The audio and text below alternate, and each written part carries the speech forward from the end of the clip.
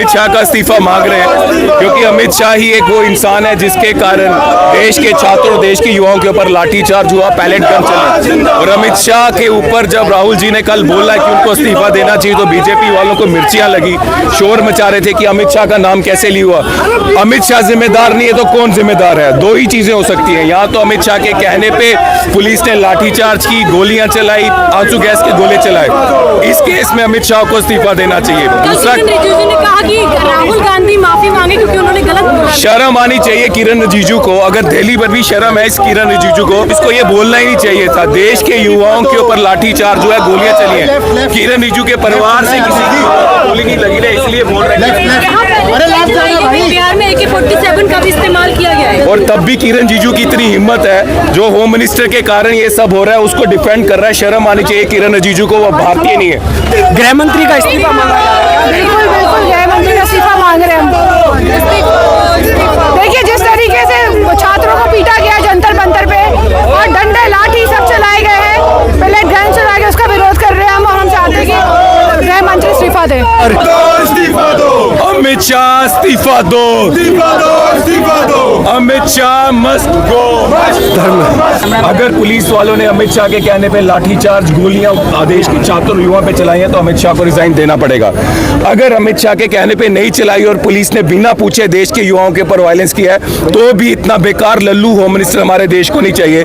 दोनों ही केसेस में अमित शाह को इस्तीफा देना पड़ेगा, इसलिए हमारी मांग है अमित शाह मस्ट गो और उसको इस्तीफा दे। और कौन कौन सी आपकी मांगे टॉप पे हैं जिनको लेके आप लगातार अपने प्रदर्शन या अपनी मांगों को आगे रखते रहेंगे? नरेंद्र मोदी जी को देश के युवाओं से माफी मांगनी चाहिए जो उन्होंने वायलेंस कराया देश के युवाओं में, और हमारा सिस्टम हमें वैसा चाहिए जिसमें शर्म होती बीजेपी वालों को, यहाँ देश की शर्म होती तो इनको अपनी गलती माननी पड़ती, लेकिन अपनी गलती मानने को तैयार नहीं है। अरे अमित शाह होम मिनिस्टर है, अगर अमित शाह के कहने पे पुलिस लाठीचार्ज, गोलियां नहीं चला रही तो किसके कहने पे चला रही है? और दूसरी ओर अगर अमित शाह को पता ही नहीं है और पुलिस अपनी मर्जी से देश के युवाओं के ऊपर, छात्रों के ऊपर लाठीचार्ज कर रही है, आंसू गैस के गोले, पैलेट गन चला रही है, तो इससे बेकार और लल्लू होम मिनिस्टर कोई नहीं कर रहे हैं क्योंकि इनको पता है इनकी गलती है, इन्होंने युवाओं के ऊपर वायलेंस करवाया, लाठियां भरवाई, गोलियां चलाई। अब किस मुंह से और कहां से हिम्मत लाएंगे सदन में आने की? सरकार का ये कहना है कि सड़क पे जो अधिकारी मौजूद हैं उनके कहने पे एक्शन लिया जाता है, उसमें केंद्रीय गृह मंत्री का कोई योगदान नहीं। मुझे मालूम है, मैं इस समिट में गिरफ्तार था, मेरे से जो इंक्वायरी होती तो जो सवाल भी एक पूछते थे ना,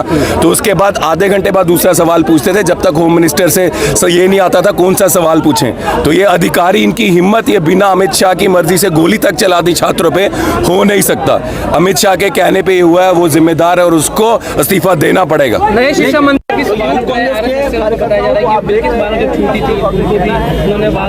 जिस तरह से ये साबित हो गया, प्रधान सिर्फ एक सेवक है, देश का जो एजुकेशन सिस्टम को खराब करने का काम आरएसएस ने किया और आरएसएस कर रही है। प्रधान के जाने आने से ज्यादा फर्क पड़ने नहीं वाला जब तक सिस्टम को अकाउंटेबल नहीं बनाएंगे। आरएसएस के चंगुल से इस एजुकेशन सिस्टम देश को बाहर नहीं निकालेंगे। लेकिन जो बीजेपी है वो कल जिस तरह से राहुल गांधी ने संसद में बोला, उसके लिए माफी मांगने के लिए बोले राहुल गांधी माफी मांगे। शर्म आनी चाहिए ना बीजेपी वालों को।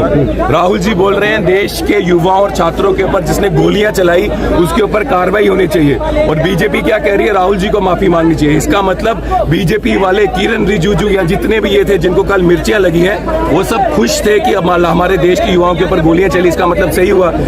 तो जो अधिकारी इसके लिए, जो मिनिस्टर अमित शाह इसके लिए जिम्मेदार था, उसके ऊपर अगर जिम्मेदारी की बात करें, इस्तीफे की बात करें, तो बीजेपी वाले रुक रहे थे, रो रहे थे, चिल्ला रहे थे। इसका मतलब बीजेपी वाले खुश हैं देश के छात्रों के ऊपर गोलियां चल रही हैं। विधेयक पर बात नहीं कर रहे हैं, कह रहे विधेयक पर बात कर रहे हैं, जो चर्चा उस पर बात करें। तो चर्चा यही तो है, देश के युवाओं के ऊपर गोलियां चली हैं, इससे बड़ी चर्चा और क्या होगी? हमारा देश हमारे पूर्वजों ने इसलिए तो आजाद नहीं कराया था कि बीजेपी वाले चोर किसी दिन यहाँ पे आएंगे, प्रधानमंत्री कंप्रोमाइज यहाँ पे आएगा और देश के युवाओं के ऊपर पैलेट गन चलवाएगा, इसलिए देश की आजादी नहीं ली थी हमारे पूर्वजों ने।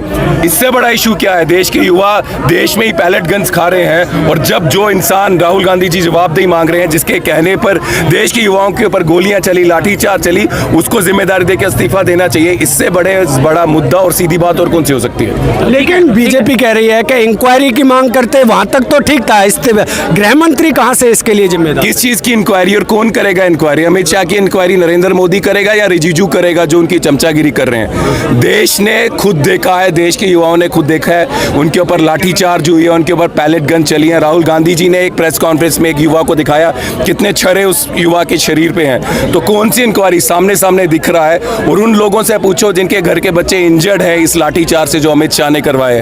तो इंक्वायरी नहीं चाहिए, डिसीजन चाहिए, और वो है इस्तीफा अमित शाह का। यह पेपर लीक जैसी गंदी बीमारी इस देश से मुक्त कैसे करें, इसके बारे में सोचना पड़ेगा।